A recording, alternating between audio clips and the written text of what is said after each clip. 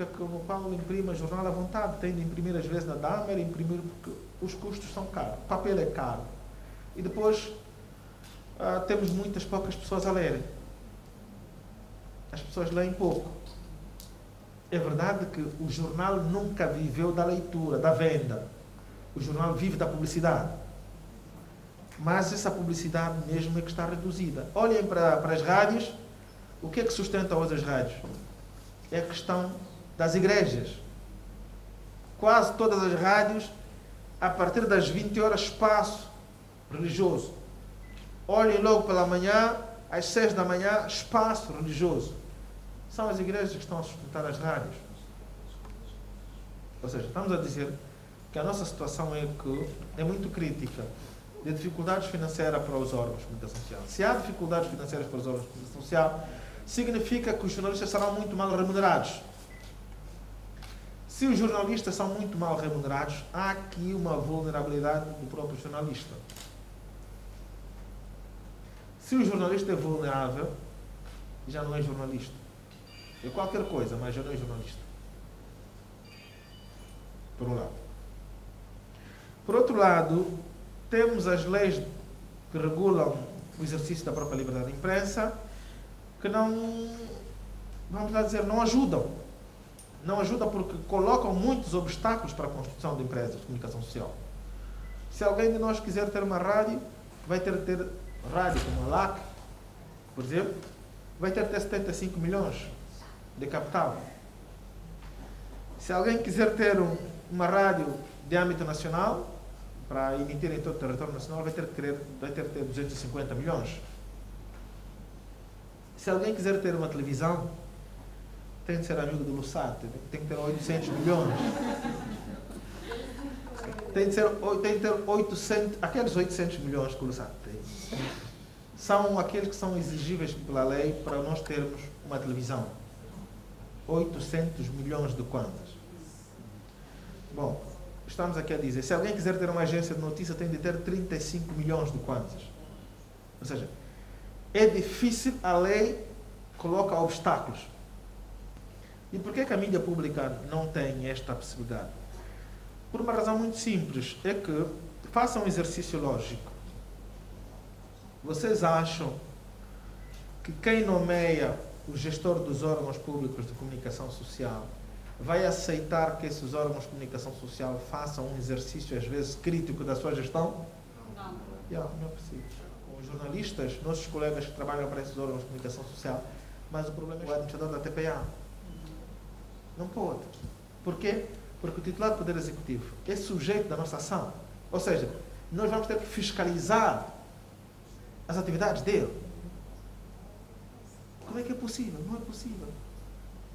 Olhem para a SABC na África do Sul. Quem é que nomeia a SABC, South African Broadcast Channel, que é o canal sul-africano de televisão? Quem nomeia o gestor? É o Parlamento. O Presidente propõe. Se o Parlamento aceitar, aceita. Se não aceitar, não aceita. Olhem para Portugal. Quem é que nomeia o gestor da RTP África? Não é o Primeiro-Ministro, não é o Parlamento, não é o Presidente. Há um concurso público. Faz-se um concurso público, escolhem-se 3 administradores, Presidente do Conselho de Administração, administrador financeiro e administrador para a área de conteúdos. Este administrador da área de conteúdos nomeia o diretor da área de conteúdos em colaboração com a ERC, Entidade Reguladora de Comunicação Social. O que é que significa? Significa que o cabingano da RTP,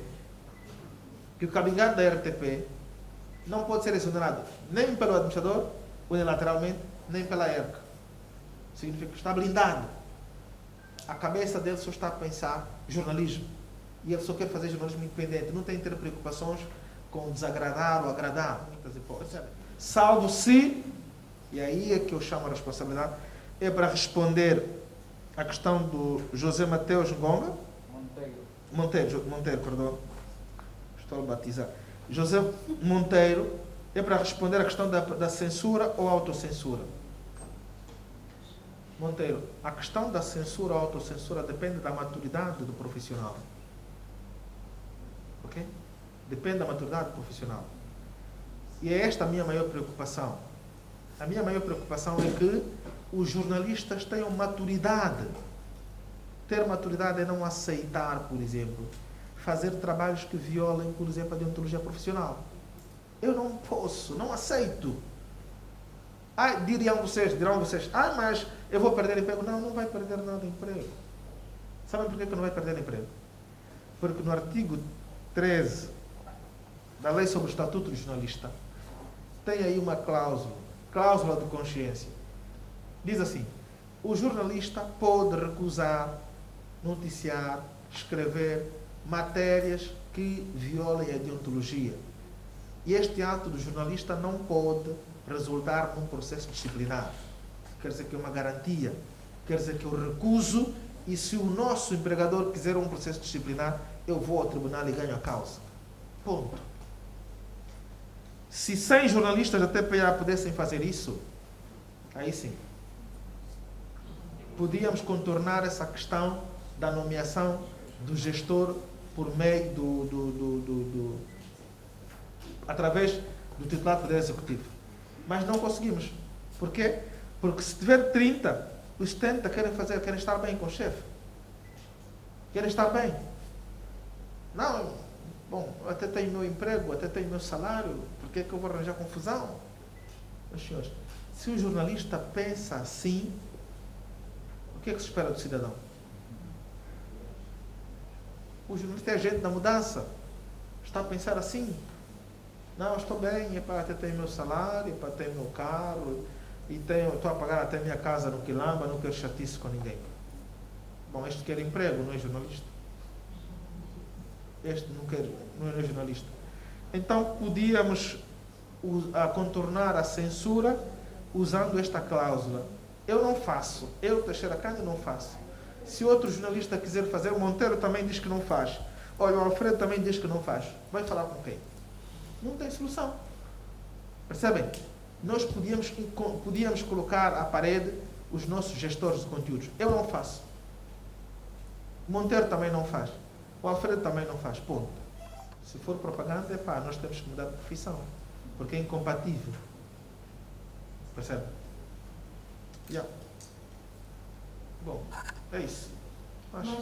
Guias remuneratórios para os jornalistas desses órgãos de comunicação social que atualmente encontram-se suspensos.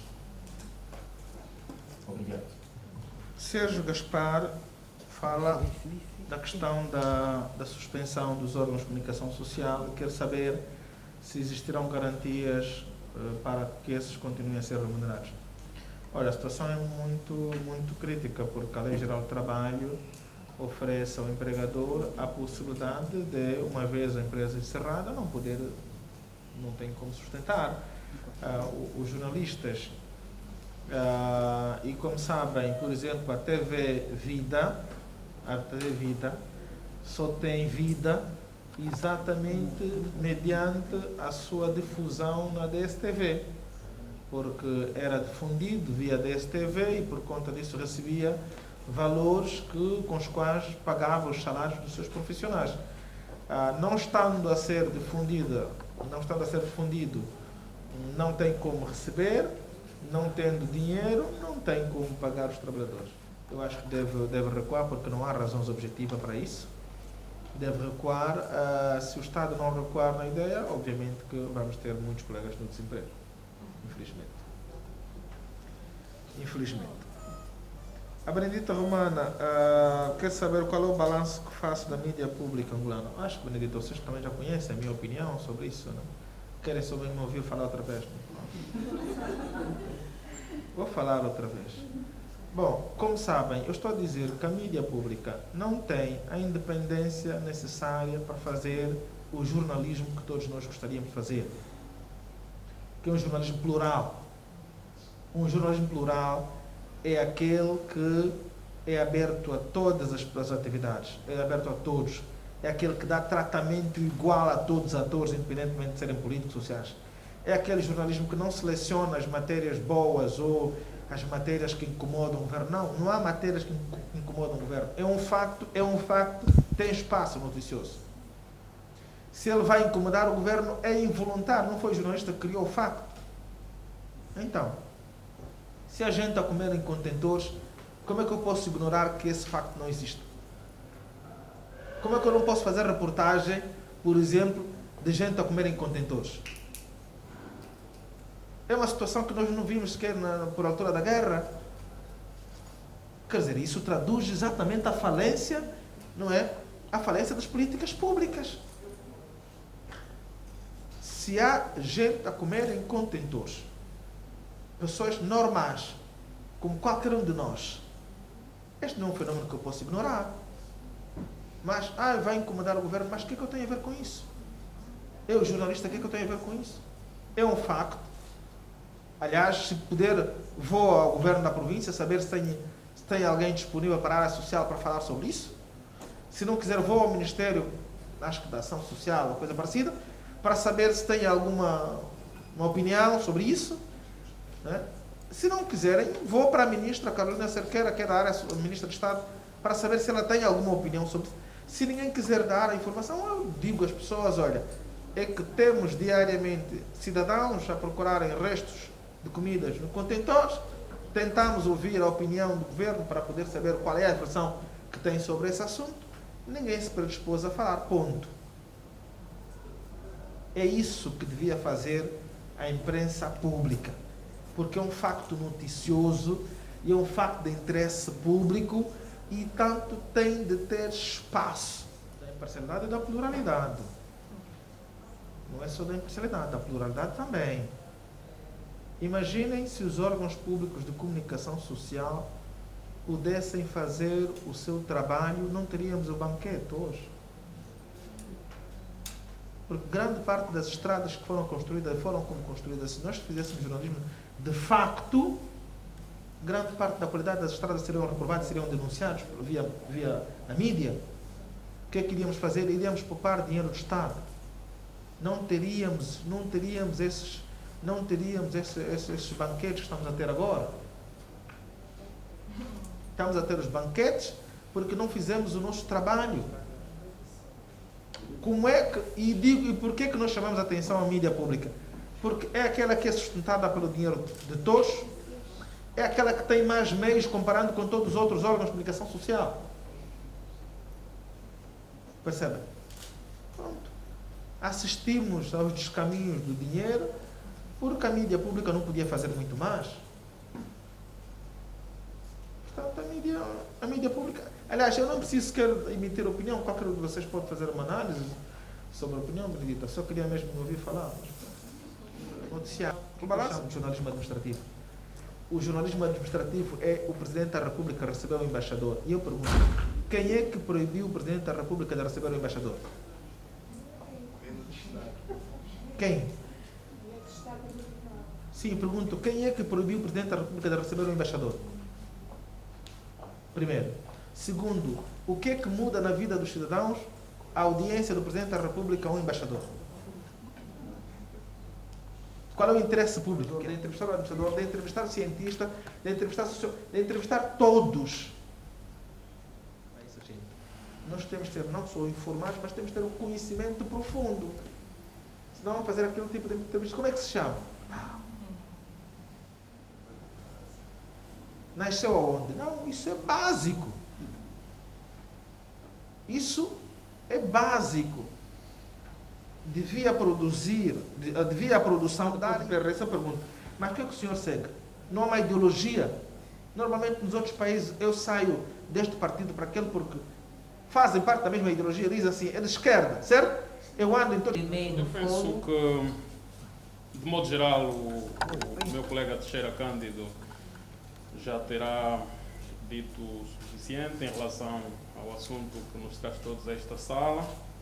Gostaria, em nome da direção de Cefojor e do seu coletivo de trabalhadores, também agradecer a Fanácio por ter eleito o Cefojor como o local para acolher esta iniciativa, que é sempre oportuna para nós, porque a nossa missão é, efetivamente, continuar a formar jornalistas, potenciar jornalistas, essencialmente também aqueles que têm intenção de se tornar jornalistas ou estão a aprender para que um dia possam exercer o jornalismo. O essencial, como eu disse, já foi dito. O que eu gostaria de acrescentar é efetivamente que é uma profissão, diga-se, de extrema importância. É uma profissão que as sociedades precisam para o seu desenvolvimento, mas que, como dizia o Teixeira, exige muito daqueles que se propõem em exercer esta profissão. Há quem diga que escolher ser jornalista é morrer efetivamente pobre, não é?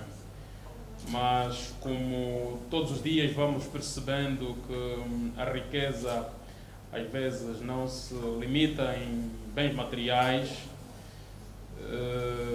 hoje esta teoria está a ser desconstruída no sentido em que o conhecimento é a maior riqueza que as pessoas possam esperar.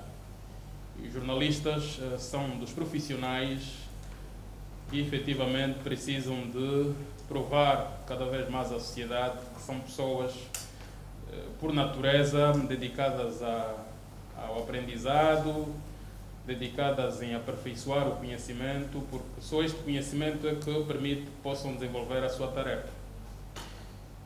E gostaria de concluir sublinhando que, se um dia, para aqueles que são jornalistas, penso que já terão noção do que vou dizer, mas para aqueles que pretendem ser jornalistas, têm de ter em consideração que o profissional mais exposto em qualquer sociedade é o jornalista. Falo de exposição, ou seja, o nosso trabalho, uma vez realizado e publicado, está aos olhos de todos. Todos têm a possibilidade de avaliar, tomar contacto e depois emitir opiniões. Enquanto que para a nossa profissão há este aspecto de sermos permanentemente avaliados, criticados, em alguns casos, elogiados em outros casos, para outros profissionais não, porque neste momento em que estamos aqui a falar, há vários médicos a errar, inclusive erros que possam resultar na morte de algumas pessoas, há vários carpinteiros a errar, há vários pintores a errar, mas o trabalho que eles desenvolvem não está exposto, quer dizer, até se perceber que o fulano errou, às vezes é preciso um inquérito, é preciso diga-se assim, abertura de um processo. Não é o nosso caso. Por isso é que a nós se exige que o trabalho ocorra mesmo na perfeição. E ali não podemos ter meias medidas. Sempre que tivermos que publicar uma matéria, partilhar uma notícia, uma informação, o trabalho de casa deve ser feito ao mais pequeno detalhe, sob pena de, eventualmente, depois sermos muito mal avaliados. E como disse o Teixeira, não vale a pena ter pressa em querer ser famoso. E o querer ser famoso leva tempo, são precisos vários anos. Mas para colocar em causa essa fama, basta uma reportagem mal feita, um texto mal elaborado. E colocamos a nossa credibilidade toda perdida, no caso. E então, tomem nota disto e continuem a afinar a máquina com base nesta pequena contribuição, que espero possa vos servir ao longo da vossa carreira. Esperar que se tenham sentido acomodados e que façam de Cefojor também o vosso lugar de sempre. Muito obrigado. Estamos juntos. Para a imprensa escrita, e eu gosto dessa perspectiva, para a imprensa escrita é muito difícil. Quase que nunca ninguém gostou de ir para os jornais. Porque aí ou sabe, ponto. É verdade que alguns foram, mas muitos deles estão lá há 10 anos e eu acho que ainda podem desistir, porque não conseguem. Isso é o resultado da minha experiência. Na minha opinião, eu tenho alguma coisa, tenho alguma experiência, porque felizmente tive alguma experiência em rádio, tive alguma experiência também em televisão, não a fazer televisão, mas a comentar, tenho um pouquinho esse conhecimento, e estive na imprensa. Portanto, para mim, eu estar ligado à intelectualidade, estar ligado à cultura de leitura, estar ligado aos debates sobre quase tudo, política, sociais, matérias sociais, económicas e tudo o resto. O jornalismo nem sempre não descobri logo aos 9, 8 anos, como outros têm a felicidade de descobrir muito cedo a vocação. Eu não descobri logo isso. Quando descobri ou quando decidi vir para o jornalismo, já tinha feito o ensino de base, nós chamávamos ensino de base. Queria fazer o PUNIV para depois fazer o curso de Direito e ele achou que eu devia fazer jornalismo. Não sei porquê, mas pronto. E lá me foi me dando material para estudar, estudei. Porque não é para ser mediático, não é para ser famoso, não é não.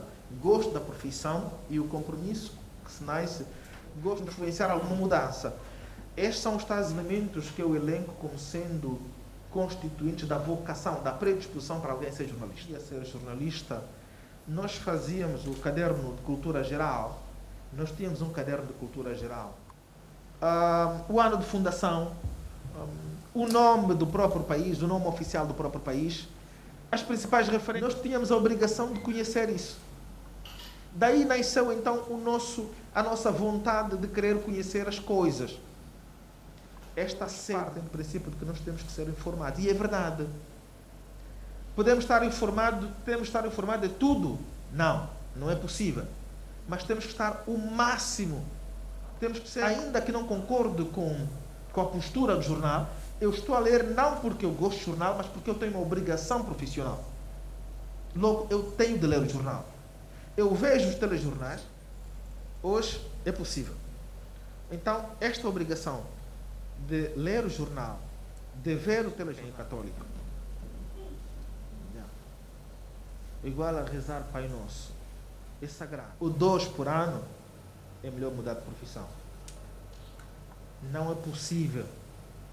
Tu vais ser mais um e depois vai comprar aquela história de cá no jornalismo há filhos, há enteados. Não.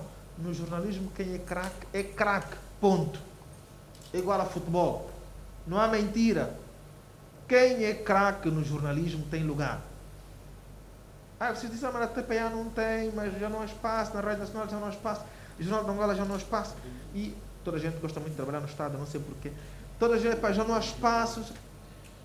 Se nós tivermos um ritmo de leitura de 20 livros por ano, por hipótese, 20 livros por ano, se fizerem uma perspectiva de 10 anos com este ritmo de leitura, estão a contabilizar quantos livros? Alguém que tenha lido 200 livros, imaginem o conhecimento que tem na cabeça. Não é muito, mas há uma outra virtude, a persistência. O jornalista tem de ser persistente. Ser persistente é alguém que não desiste fácil, é exigente. É mesmo exigente. Querem que eu cite pelo menos 5 pessoas que passaram no jornalismo esportivo? Graça Campos, Gustavo, Luís Fernando, Arlindo Macedo, Silva Candelo, Severino Carlos, Alexandre Gurgel. Já ouviram falar desses nomes? Já? Yeah. Podia continuar a citar tantos. Mas pronto. São mesmo. Dizia eu que o jornalismo desportivo é muito exigente porque é dinâmico. E eu aprendi a persistência no jornalismo desportivo exatamente porque nós que trabalhávamos no jornal tínhamos de trazer alguma coisa nova que o colega da Rádio 5, que o colega da televisão, por exemplo, não podia. É que o jornal saía no dia seguinte. O que é que eu iria trazer de novo se alguém já viu o jogo, se alguém inclusive já noticiou no telejornal? O meu jornal só vai sair às 6 da manhã e muitas das vezes as pessoas só vão ter acesso ao jornal às 12 horas. Então impunha em nós uma criatividade, impunha em nós uma questão de procurar trazer coisas diferentes, fatos diferentes, assuntos de modo mais aprofundado. Isso impunha ler o quê? Ir para os arquivos. Imagine, há um jogo perto do 1º de agosto, por hipótese. Era necessário ir para os arquivos. saber não apenas quantas vezes as duas equipas já se defrontaram, mas quem deles marcou mais gols. Quem é o jogador entre as duas equipas que marcou mais gols. Aquelas curiosidades básicas que depois podem se transformar em grande notícia, em grande facto. Petro, 1º de agosto, jogaram ontem, 1º de agosto ganhou, o Petro ganhou, não, isso é 1º de agosto. 1º de agosto ganhou e tudo o resto. Sim, senhor. E você, que trabalha para o Jornal da Angola, vai dizer o que no dia seguinte? Vai dizer o quê? Eu, se tivesse que ser, e era exatamente assim como nós trabalhávamos, era pegar um outro ângulo, por exemplo. 1º de agosto, não sei o que tal, igualou o Petro no recorde, número de vitórias ou número de derrotas, certo? Percebe? Eu iria pegar num ângulo que os outros não trouxeram, e este ângulo veio de onde? Do arquivo. Eu fui estudar o jogo. Quando eu estudo o jogo, eu tenho dados que os outros colegas às vezes não têm. E não vou pegar o óbvio, vou pegar um aspecto que vai dar, no dia seguinte, quando tiveres que ler, porque aquela informação é quase que exclusivamente minha, tu já viste o jogo e vais ler o meu jornal, vais ler a minha notícia do princípio ao fim por um facto que eu trouxe que os outros não trouxeram. Isso significa persistência, significa a necessidade de ir lá a fundo, buscar o arquivo. Eu se tiver que falar sobre lixo em Luanda, ia para os arquivos do Jornal de Angola, até mesmo na biblioteca do governo da província de Luanda tem um arquivo, tem biblioteca, vocês conhecem? Do governo da província? Sim, Yeah. sim. Aí tem os jornais de quase todos os anos. Está lá. Para o Jornal de Angola. E vou fazer um estudo. Quantas empresas o governo da província já contratou? É que cada governador parece que trazia as suas empresas. Eu iria pegar nas empresas, número de empresa, está a perceber isso? Se eu pego nesta matéria, nessa perspectiva, com dados, essa é uma situação, aí dá aso para muitas leituras. Mas por que se contratam tantas empresas em pouco tempo? E já agora, por que o Estado tem uma empresa de limpeza? Que é a Elisal. Certo? Continuamos a ter uma empresa pública, certo? Pronto. Continuamos a ter uma empresa pública. E podia, inclusive, ir saber dos valores. Os valores. Vejamos, quanto é que se paga uma empresa de lixo? Depois do histórico de 7 empresas, de empresas X, podia ir buscar, por exemplo, os valores. Estão lá. Onde é que estão os valores? Diário da República. Porque os contratos públicos têm que ser publicados no Diário da República. Iria lá no Diário. Vasculhar isso. As empresas de lixo. Iria fazer um somatório, uma discussão e a reavaliação eventualmente da necessidade ou não de se contratar tantas empresas e os valores. É que nós temos de gerar mesmo mudança. Temos de gerar mudança. Se o jornalismo não é capaz de gerar mudança, não sei qual é a outra atividade que pode gerar mudança no comportamento e na gestão. A persistência tem a ver exatamente com isso. Recusar o homem. Por favor. Estamos no momento de perguntas e respostas. Por favor, quem quiser fazer uma pergunta, deixei vacante. Este é o momento. Vamos interagir, sim? A sua visão acerca do jornalismo no nosso país.